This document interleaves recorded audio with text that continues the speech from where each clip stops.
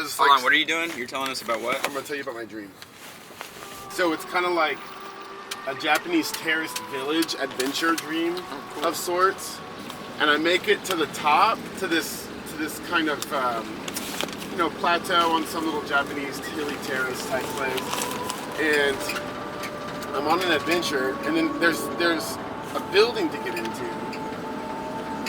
And it's kind of amorphous, I can't really tell you what the shape is. But I'm trying to get into this building, and it has some kind of secret lock.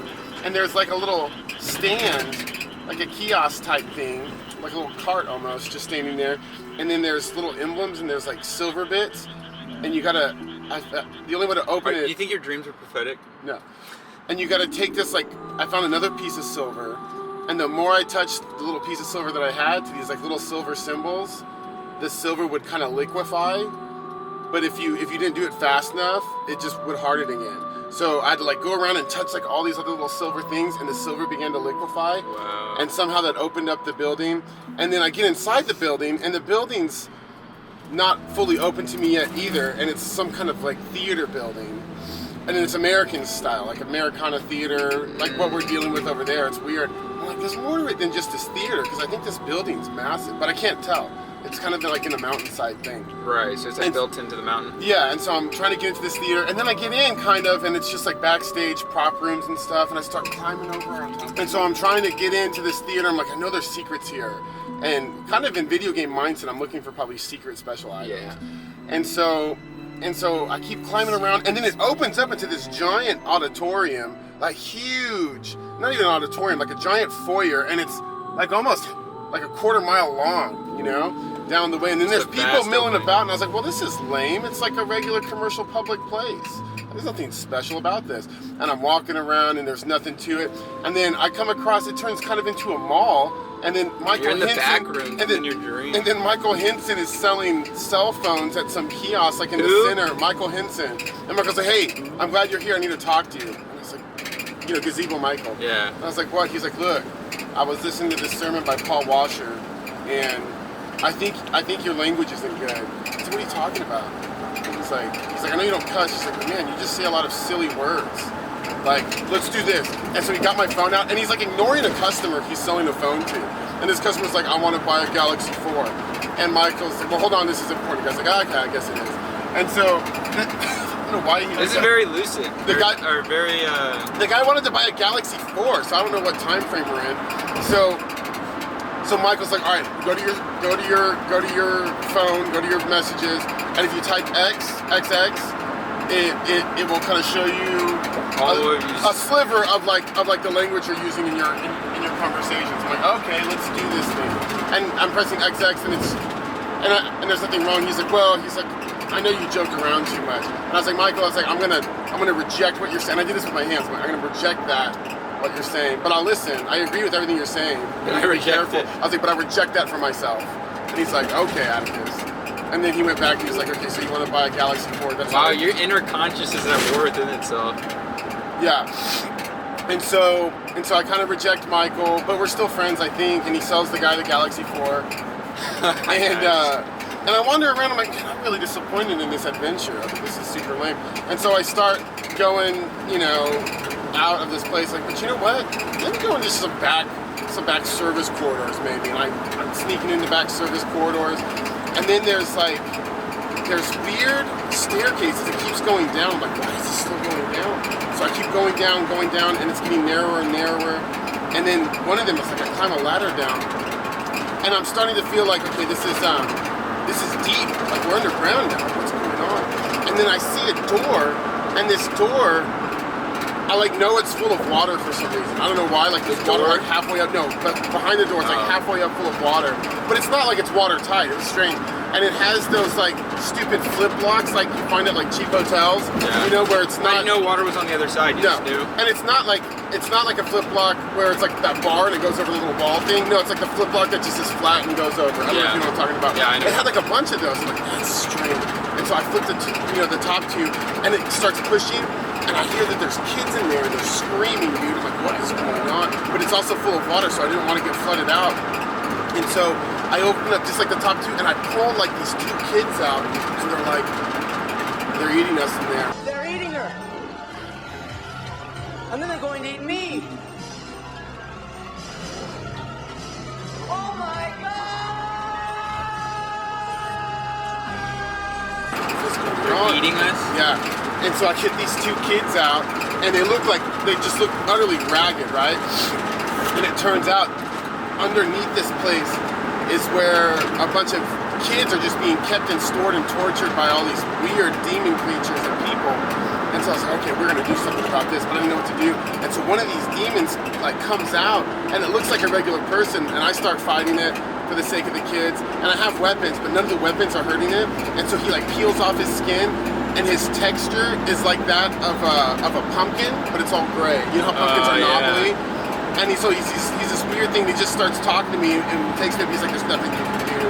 He's like, there's no way to defeat us. And I was like, oh, I was so frustrated. So we're going out, and for some reason there's kind of like a parade going out down this dirt road away from this giant building. So I'm on the other side of the building now, and it's massive. It's like half a mile long. It's just this ominous, huge castle-like looking thing. And he's leading me out, and there's nothing you can do. And as we're walking, I was like, no. I was like, I bet you that melted silver could become a weapon. So I was remembering that. And then out of nowhere, I guess it was some angel, I can't remember how I came about it, but some angel gave me a sword similar to that which guarded the Garden of Eden. So it was like this really flaming sword? It wasn't flaming though, that's why it was weird.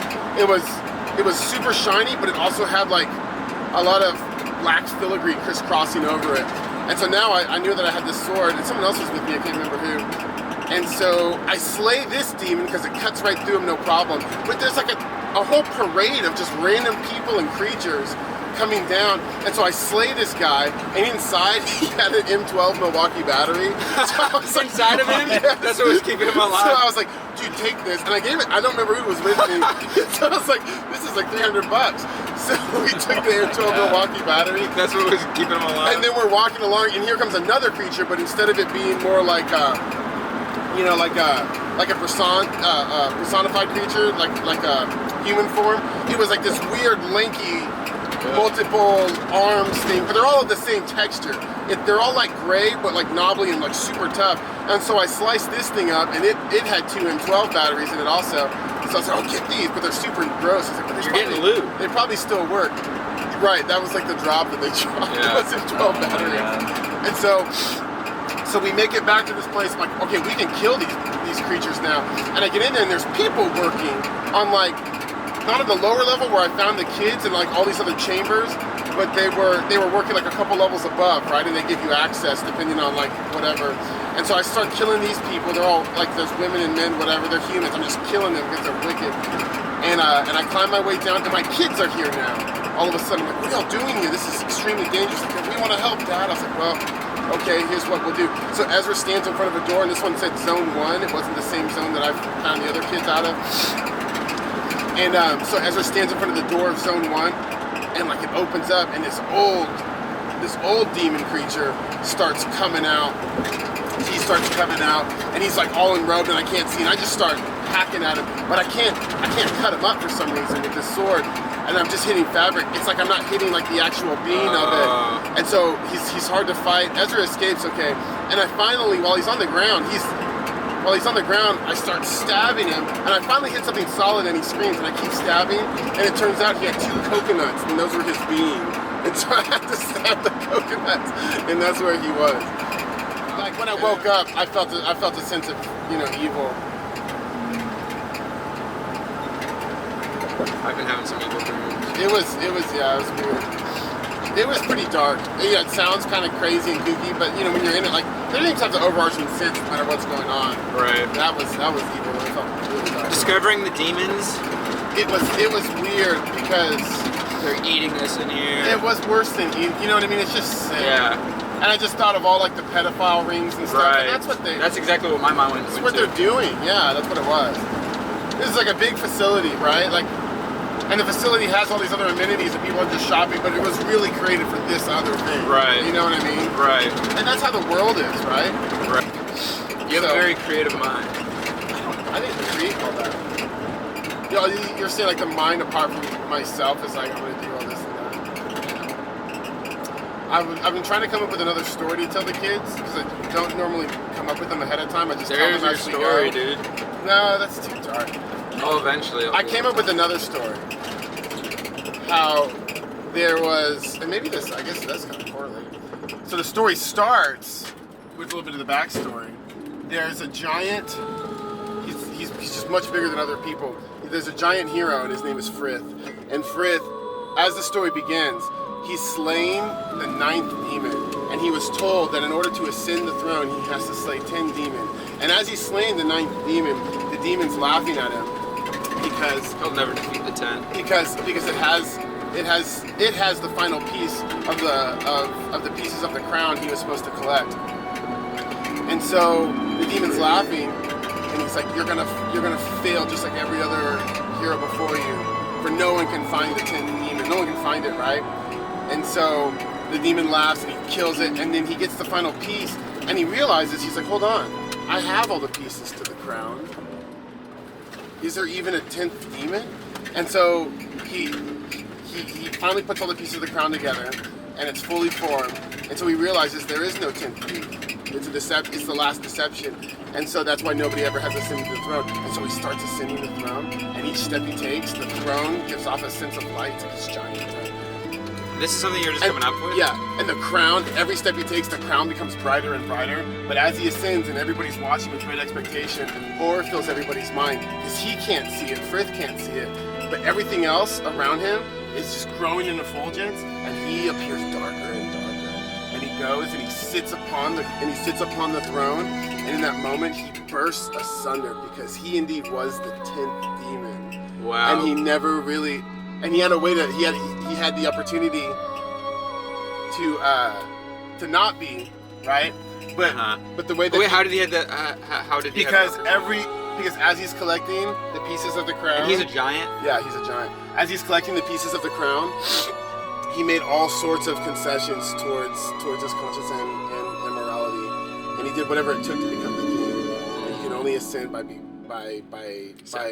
noble means. So there is no 10th demon, but yet there is sometimes that you can become within yourself as you're collecting the things. And so as he sat down, he burst asunder, and the crown was scattered once again. And as the crown was dispersed, all the kingdom that he had been creating over the last 200 years, because he was very old, all the pieces of the crown shattered, went through it, and burst all the kingdom asunder, and the world starts over. And then it picks up, and it's going to follow the story of 5 different people who start their ascent.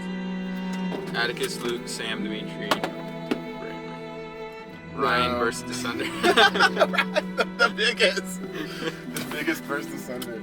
So that's the story I think I'm going to tell. Dude, I want to steal your stories. I want to steal your ideas. Oh, you tried to tell a story to the kids. It was so bad. It's hard on the spot. It's super hard.